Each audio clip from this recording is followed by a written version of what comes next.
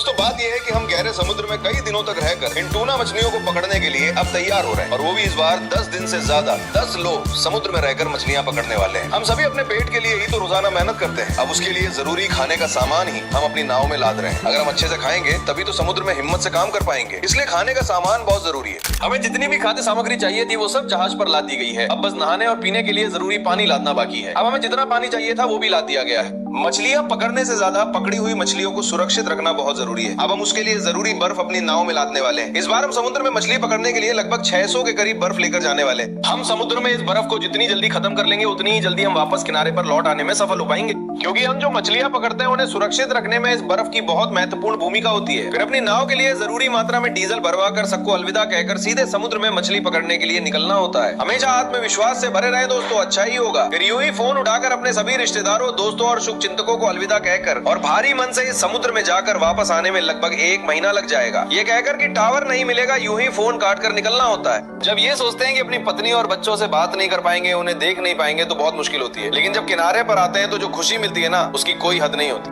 हम तूतीकोरिन के दरवे एक लुमसा मछली पकड़ने जा रहे हैं, इसलिए हम हमेशा इन द्वीपों और जहाजों के बंदरगाहों को पार करके जाते हैं। और ऐसे ही जाते हुए देखिए हमारी एक इंडियन कोस्ट गार्ड वेसल जा रही है। और आज दोपहर के खाने में चिकन ग्रेवी बनी थी, उसे हमने जी भरकर खाया। शाम के समय देखिए समुद्र कैसा दिख रहा है, एकदम लालिमा लिए हुए। देखने में मौसम बहुत ही खूबसूरत लग रहा था। फिर अगले दिन समुद्र में एक तैरता हुआ टुकड़ा मिला। उस तैरते हुए टुकड़े में हमें एक खूबसूरत परला मछली मिल गई।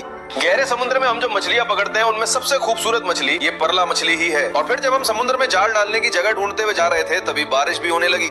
देखिए आज आसपास का मौसम कैसा है, अभी हल्की बारिश जैसा लग रहा है। हमें जाल डालने की जगह तक पहुंचने में लगभग 4 दिन लग गए। 4 दिनों के बाद इस उम्मीद में कि आज हमें समुद्र में बहुत सारी टूना मछलियां मिलेंगी, हम अभी समुद्र में जाल डाल रहे हैं। टूना मछलियां बहुत गहरे समुद्री इलाकों में रहती हैं, इसलिए हम लगभग 4 दिन यात्रा करके इस जगह पर आए हैं।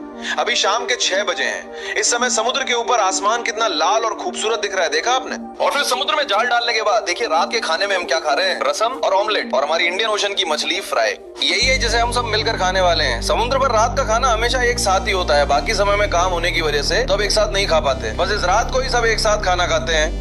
आज रात का खाना खाने के बाद रात 9 बजे सबने एक छोटी सी झपकी ली और रात 1 बजे उठकर जाल बिछाना शुरू कर दिया। आज हमारे जाल में पहली बार में ही ये 2 सूर मछली एक के बाद एक आ गई। आज हमारे जाल में बहुत सारी मछलियां मिलेंगी ऐसी उम्मीद सभी को थी, लेकिन हमें निराशा ही हाथ लगी।